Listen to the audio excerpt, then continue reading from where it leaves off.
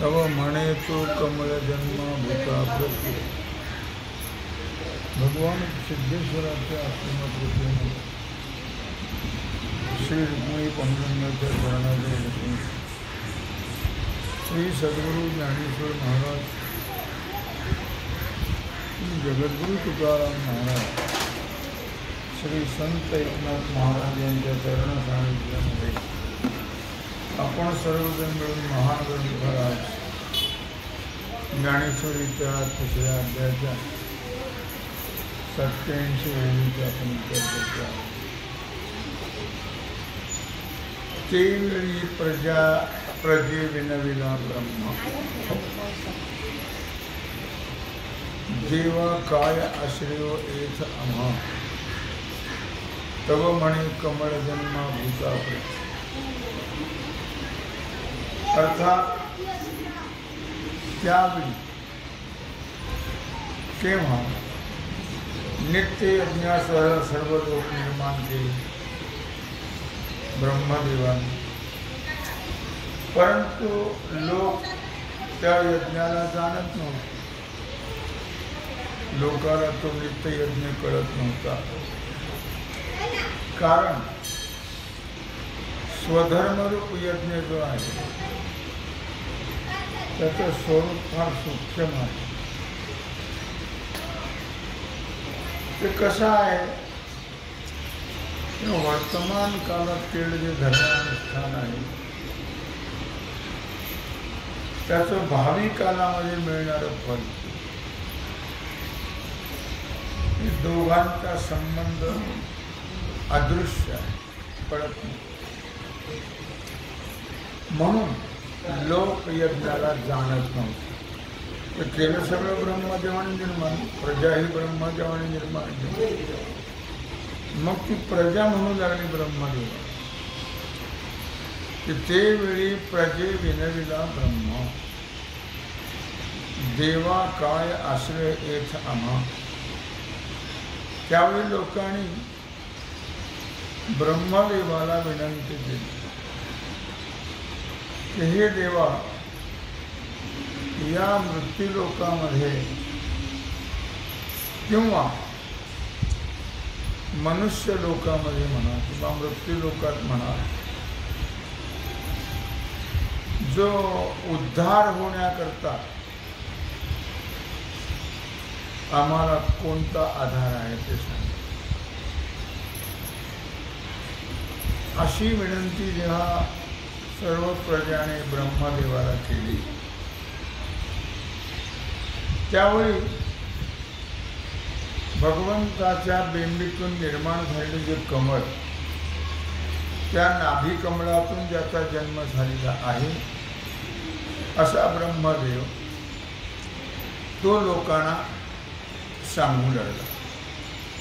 काय सांगू लागला? तुम्हा वर्ण विशेष वशी, आम्ही हा स्वधर्म विहिला असे, याते उपासा मग उरती काम. मग ब्रह्मदेव प्रजाने जेव्हा विनंती केली तेव्हा ब्रह्मदेव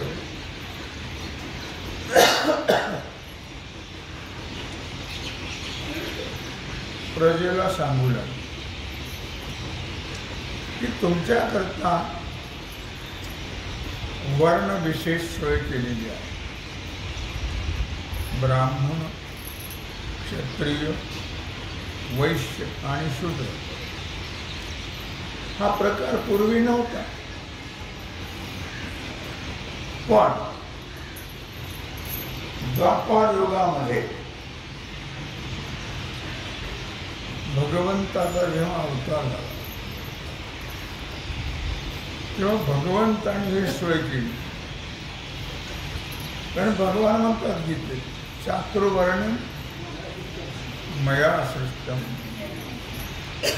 हे 4 वर्ण केव्हा भगवंताने केले? भगवान म्हणतात मी केले निर्माण.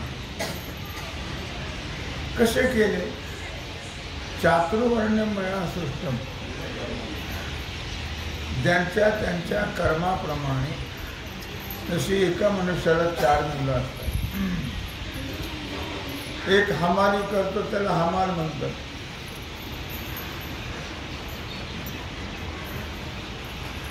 एक वकिली करतो त्याला वकील म्हणतात.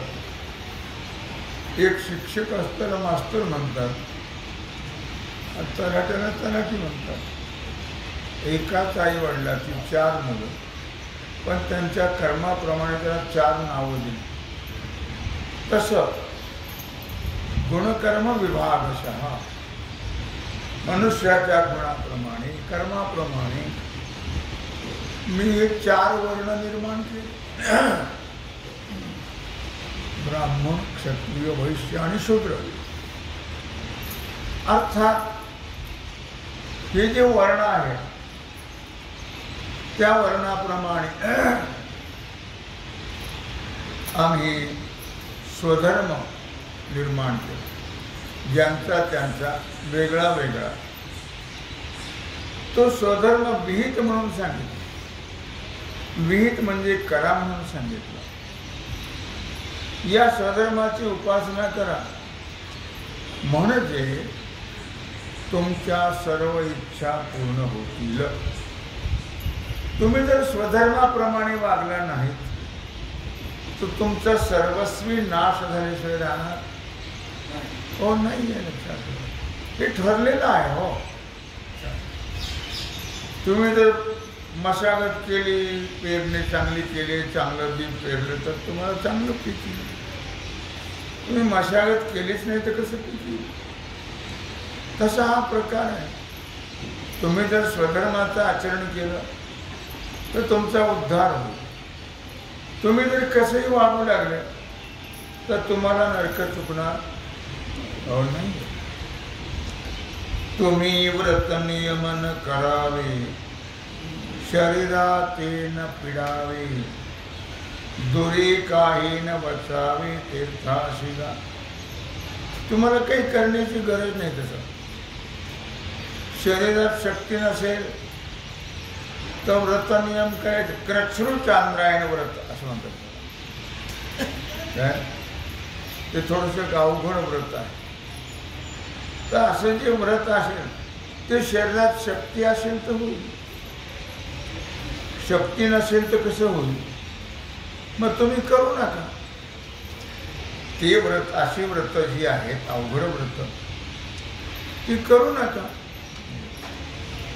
आता श्रावण महिना आहे की नाही?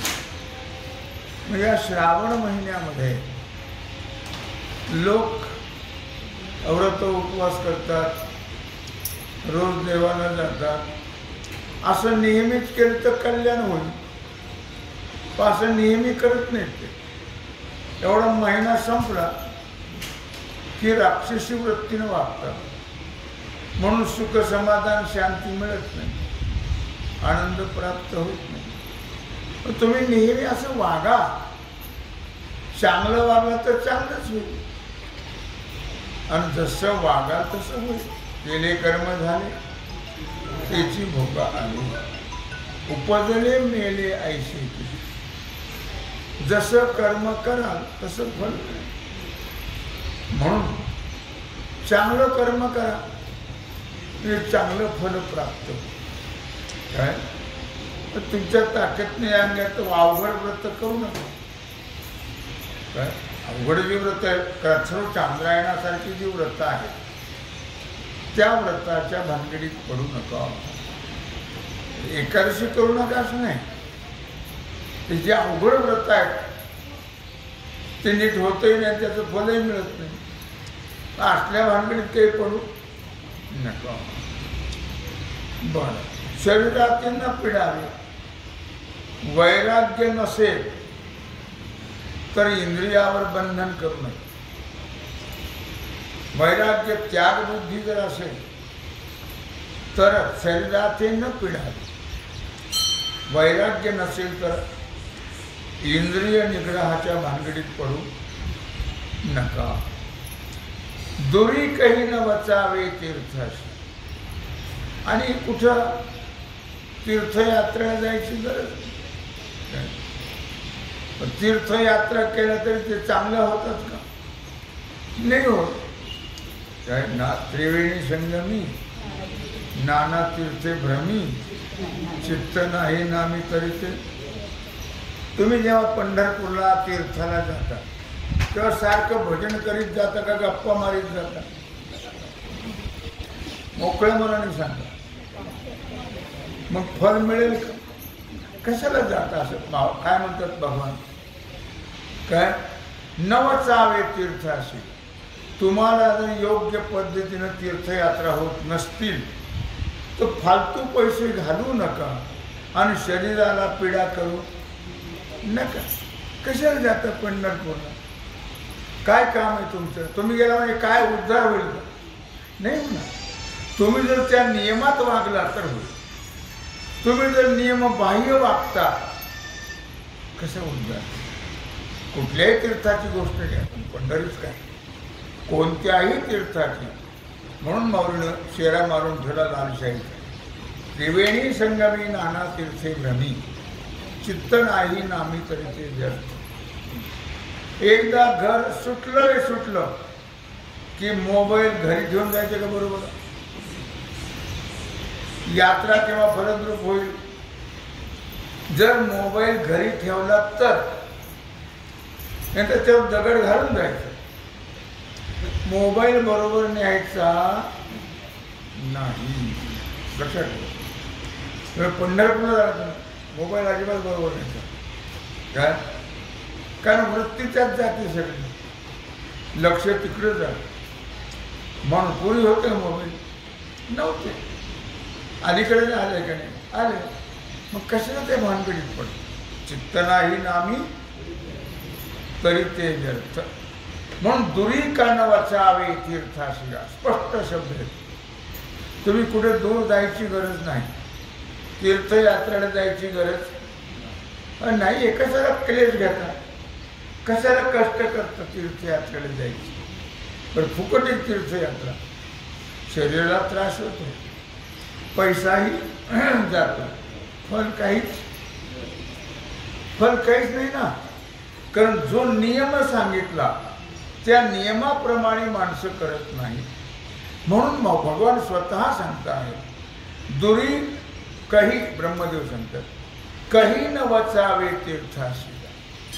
तुम्हाला बंधन पाळता येत नसेल, नियम पाळता येत नसतील तर तुम्ही तीर्थयात्रेला जायची सुद्धा आवश्यकता हो नाही आहे. योगादिके साधने साकांक्ष आराधने मंत्र तंत्र विधाने धनी करा. योगादिक साधन जे आहे साकांक्ष आराधना. साकांक्ष म्हणजे सकाम उपासना, मंत्र तंत्र विधाने, जप, आगमोक्त, पूजादिक हे सर्व काही करण्याची गरज. मंत्र तंत्र विधाने झणी करा म्हणजे करू नका. या भानगडीत तुम्ही पडू नका. लोक करतात म्हणून आपण करायचं का? नाही. लोक काही करतात पैसे उपटण्याकरता. तुम्हाला काही सांगत आणि तुमच्याकडून पैसे उपटतात. मग तुम्ही करता का? ते करू नका. त्या भानगडीत तुम्ही पडू नका. स्पष्ट सांगतात ब्रह्मदेव. लक्षात का तुम्ही त्या नियमात जर तुम्ही बसत नसा तर फालतू पैसे घालण्याचं काही कारण. नामाने काय होत नाही? सर्व होत. फक्त भगवंताचं नाम घ्या. ते नामाकरते साधन नाही. ऐसे वेद देती ग्वाही. अरे नामासारखं साधन नाही आहे. लक्षात. काय नव्हे केले एका चिंतिता विठ्ठल. भगवत चिंतनाने सर्व काय होत नाही. म्हणून तुम्ही 17 भानगडी लोक करतात. हे चालले का नाही? लोक काही करतील. लोक उद्या सोन्याची सरी घालतील. मग आपण दोरी घेऊन फाशी घ्यायची का? लोक करतात. लोकाच्या मागे जाऊ नको. देवतांतरा न भजावे शब्द काय वापरले लक्षात ठेवा. देवतांतरा, अनेक देवाची उपासना करतो आपण. काय वार बदलला की देव बदल. मग देव अनेक देवांची भक्ती करू नका. तुम्हाला एका देवाची करता आलं तर करा, नाही तर तसे तिकडंच जा. पण अनेक देवाच्या मागे लागलात तर काही उपयोग होणार नाहीये, काहीच फल नाही मिळणार, फालतू त्रास होईल तुम्हाला आणि दुःख भोगायचे ते भोगावंच. देवतांतरा न भजावे, अनेक देवांची उपासना करण्याची आवश्यकता नाही आहे. ठाईच बैसोनी करा एक चित्त. तुम्ही देवाला येताना गप्पा मारता, देवाला येताना मोबाईलवर बोलता, देवाला येताना काही बोलत राहता, मग फल मिळेल का? नाही मिळणार. तुमची वृत्ती देवाजवळ आहे का? नाही आहे. कशाला येता? काय फल मिळणार तुम्हाला त्याचं? काही मिळणार नाही. व्यर्थ आहे. कोण सांगतं? दळवी महाराज नाही सांगत, ब्रह्मदेव सांगतात.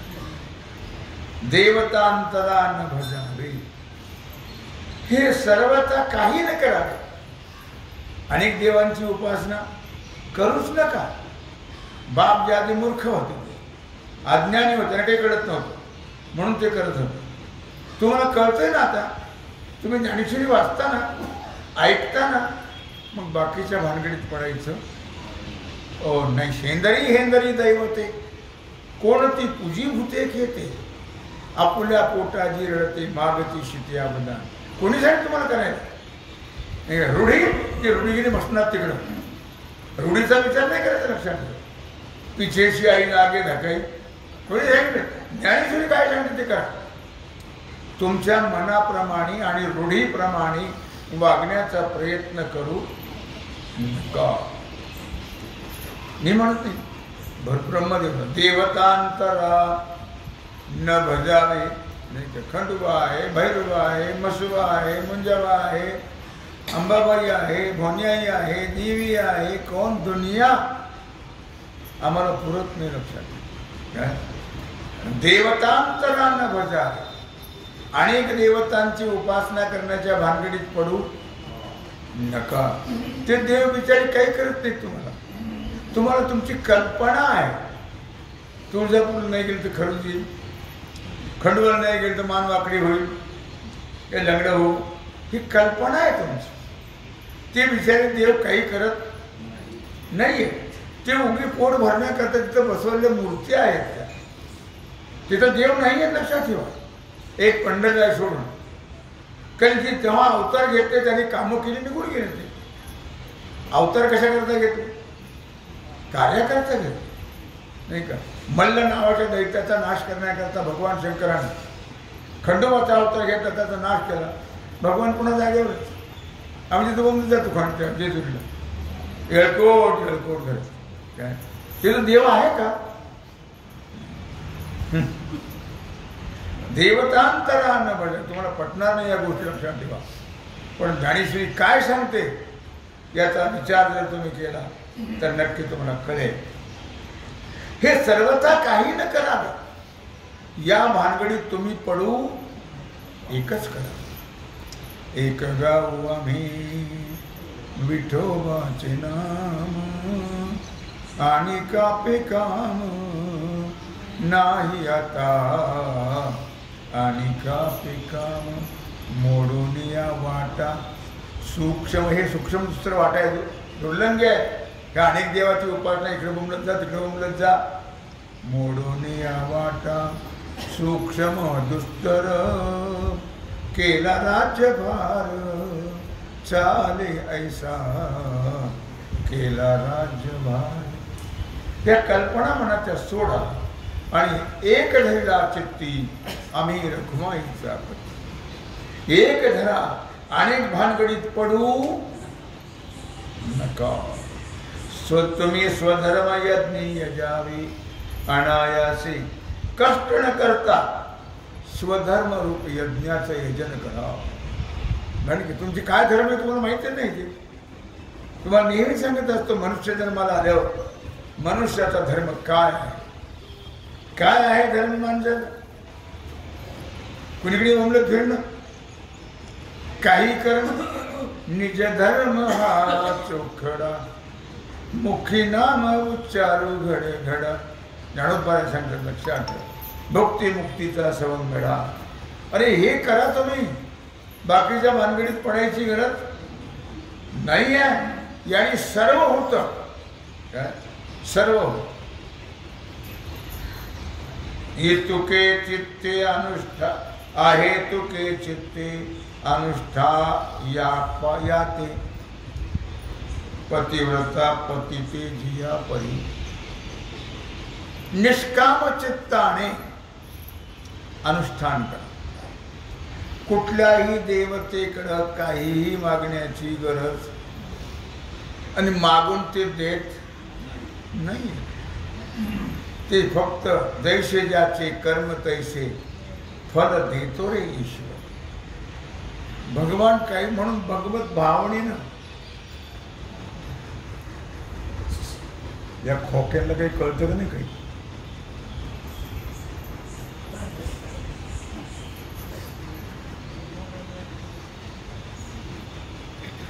बोलावंच लागतं रोज.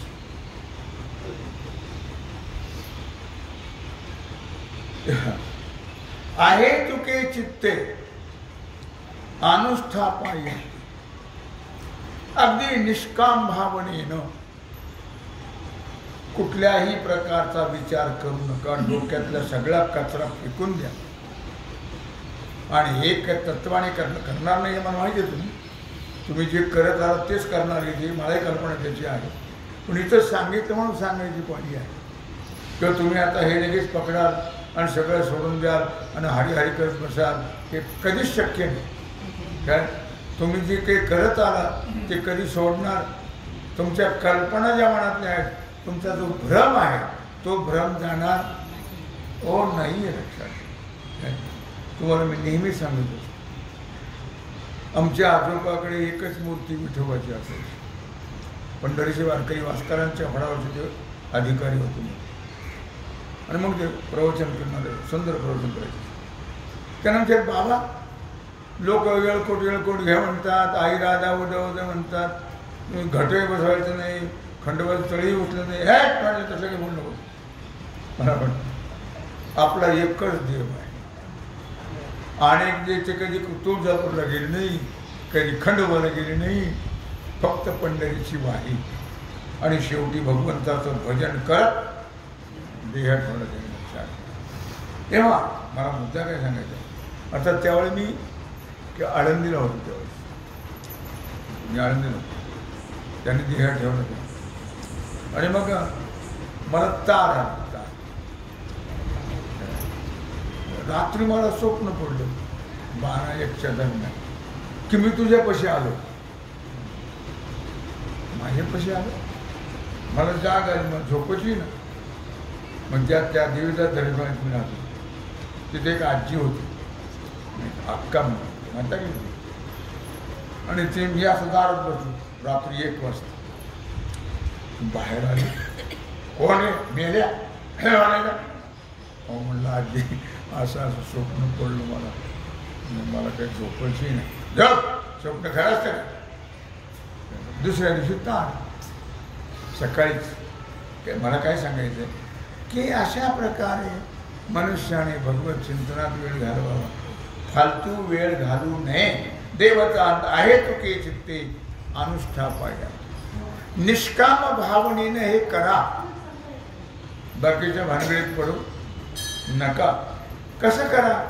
दृष्टांत दिला. पतिव्रता पतिते जिया, ज्याप्रमाणे पतिव्रता पतीची सेवा करते त्याप्रमाणे करा. तैसा स्वधर्म रूप मख हाचे सेव्य तुम्हा एक. तसा स्वधर्म रूपी यज्ञ जो आहे तोच एक तुम्हाला सेव्य आहे. बाकीच्या भानगडीत पडायचं नाही. ऐसी सत्यलोक नायक बोलता झाला. अशा प्रकारे सत्यलोकाचे मालक ब्रह्मदेव असं प्रजेला सांगू लागले. देखा स्वधर्मा ते भजाल तरी कामधेनु हा होईल, मग प्रजा हो न संडिल तुमती कदा. मी सांगितल्याप्रमाणे जर तुम्ही स्वधर्माचं आचरण केलं, भक्ती केली, तर हा जो धर्म आहे तो तुमच्याकरता कामधेनू बनेल. कामधेनू याचा अर्थ मनात आणलेल्या सर्व इच्छा पूर्ण करणारा तो बनेल. मग प्रजा हो न संड तुमते करा. जर या तत्वाने तुम्ही वागलात तर तुम्हाला कधीही तो सोडणार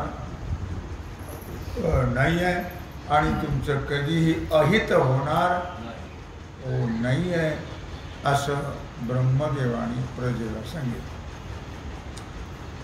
देवान भावयतानेन ते देवा भावयन्तु वः, परस्परं भावयन्तस् श्रेयः परमवाप्स्यथ. देवान भावयतानेन ते देवा भावयन्तु वः.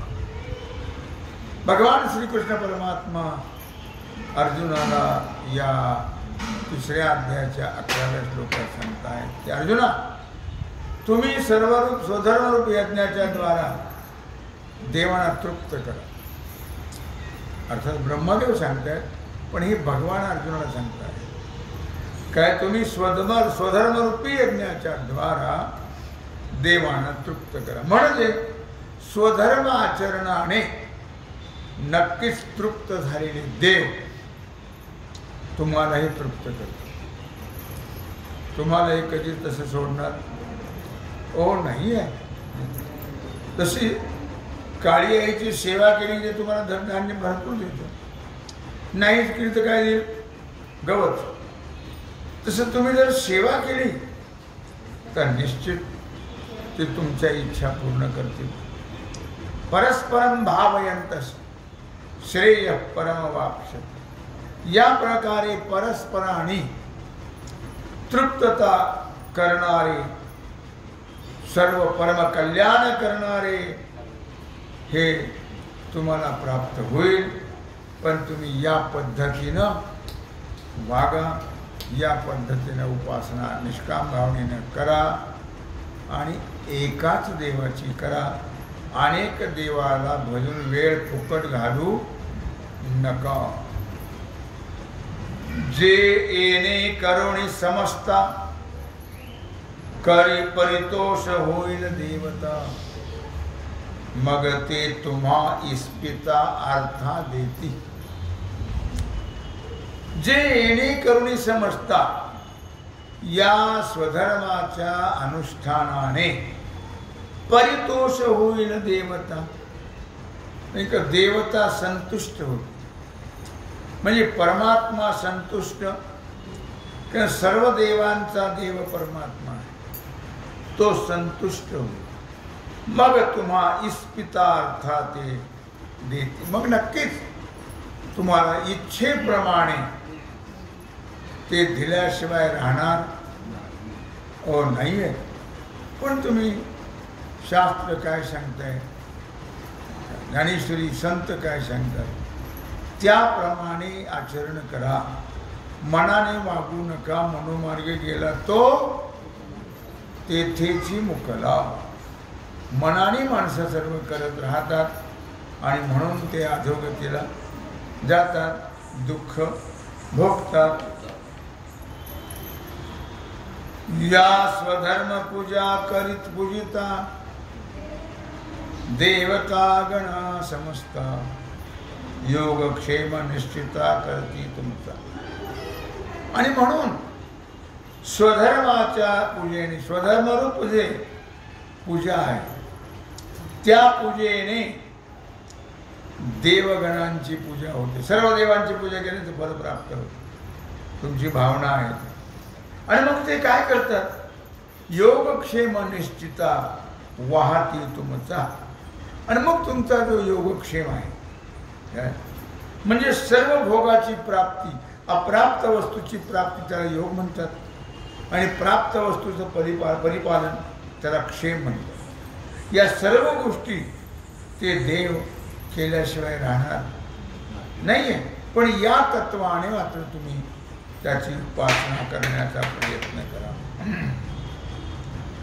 तुम्ही देवा ते भजाल, देव तुम्हा तुष्टतील, ऐसी परस्परी घडील प्रीती जेथ.